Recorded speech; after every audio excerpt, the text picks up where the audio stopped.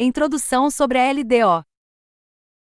Pessoal, sabemos que no Brasil existem basicamente três instrumentos de planejamento e orçamento, a saber, o Plano Plurianual, PPA, a Lei de Diretrizes Orçamentárias, LDO, e a Lei Orçamentária Anual, LOA. Neste artigo daremos especial enfoque para a LDO, que, em síntese, consiste em uma das principais inovações introduzidas pela Constituição Federal de 1988, confira, 88, em matéria orçamentária. Nesse sentido, vale ressaltar que o legislador constituinte verificou a necessidade de estabelecer um elo entre os planejamentos estratégico, representado pelo PPA, e operacional, constante da LOA. Por esse motivo, a Confira 88 introduziu a LDO no ordenamento jurídico pátrio, com a função básica de estabelecer as diretrizes da política fiscal e suas as respectivas metas, em consonância com a trajetória sustentável da dívida, orientar a elaboração da LOA, estabelecer a política de aplicação das agências financeiras oficiais de fomento,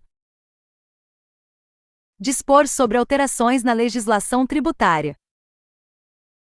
Todavia, vale esclarecer que a função da LDO relacionada à política fiscal não decorreu do texto original da Confira 88. Nesse contexto, devemos saber que coube ao Poder Constituinte derivado, mediante a Emenda Constitucional 109/2021, atribuir à LDO a função atinente às diretrizes fiscais.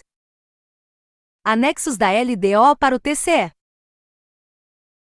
Em que pese a previsão constitucional acerca da LDO, coube à Lei Complementar 101/2000, Lei de Responsabilidade Fiscal, LRF, apresentar melhor detalhamento sobre a matéria. Nesse sentido, a LRF, além de disciplinar expressamente sobre o conteúdo da LDO, regulamentou a existência de três anexos obrigatórios. Pessoal, considera-se essencial, para o concurso do TCE, que o aluno conheça o conteúdo dos anexos da LDO.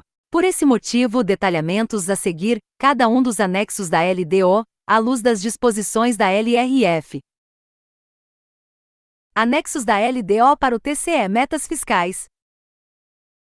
Conforme a LRF, o anexo de metas fiscais, AMF, objetiva estabelecer as metas anuais, para o exercício a que se referir e para os dois seguintes, referentemente a receitas e despesas, resultado nominal e primário, e dívida pública. Além disso, o anexo de metas fiscais deverá conter avaliação sobre as metas do exercício anterior, bem como o demonstrativo das metas anuais. Nesse contexto, sobre as metas anuais, a LRF exige a apresentação de memória de cálculo comparativa com as metas dos três exercícios anteriores. Conforme a LRF, também cabe ao AMF dispor sobre a evolução do patrimônio líquido, PL, do ente público nos três exercícios anteriores. Dessa forma, deve-se destacar a origem e a aplicação de recursos obtidos a partir da alienação de ativos. Ademais, cabe ao anexo de metas fiscais avaliar a situação financeira e atuarial dos regimentos de previdência, RPPS e RGPS, do Fundo de Amparo ao Trabalhador e dos demais fundos e programas de natureza atuarial. Segundo a LRF, o AMF deve conter demonstrativo da estimativa e compensação da renúncia de receitas, bem como da margem de expansão das despesas obrigatórias de caráter continuado. Por oportuno, devemos ressaltar que o demonstrativo da estimativa e compensação da renúncia de receitas constante no AMF diverge daquele que acompanha a LOA. Nesse contexto, vale lembrar que enquanto no AMF fala-se em estimativa e compensação da renúncia de receitas, na LOA consta o demonstrativo regionalizado do efeito sobre receitas e despesas decorrentes de isenções, anistias, remissões, subsídios e benefícios. Portanto, caro aluno, atente-se para a literalidade do texto legal a fim de evitar possíveis pegadinhas da banca examinadora. Anexo de metas fiscais, novidades.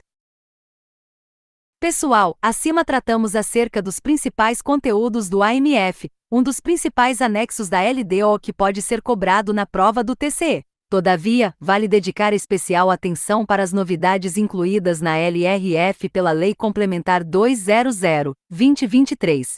Por meio desse diploma legal foram acrescentados alguns dispositivos no texto legal referentemente ao conteúdo do AMF.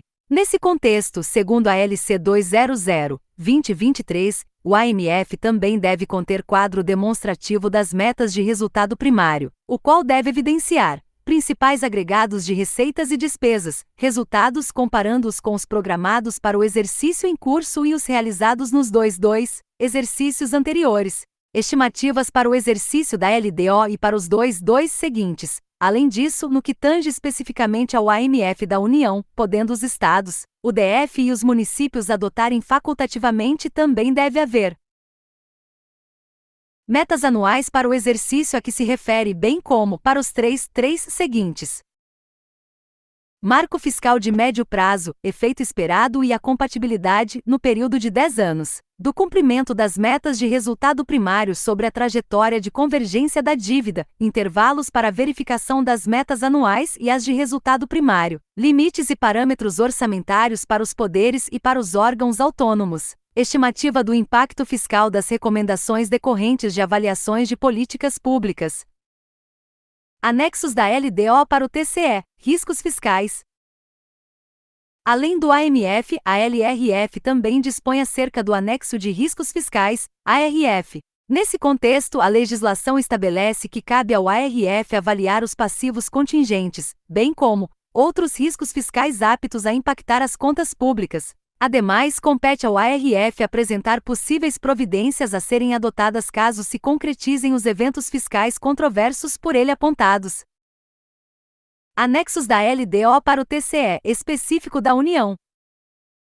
Conforme a LRF, existe também um anexo específico da União, o qual deve integrar a mensagem presidencial encaminhada ao Congresso Nacional junto com o projeto de lei de diretrizes orçamentárias.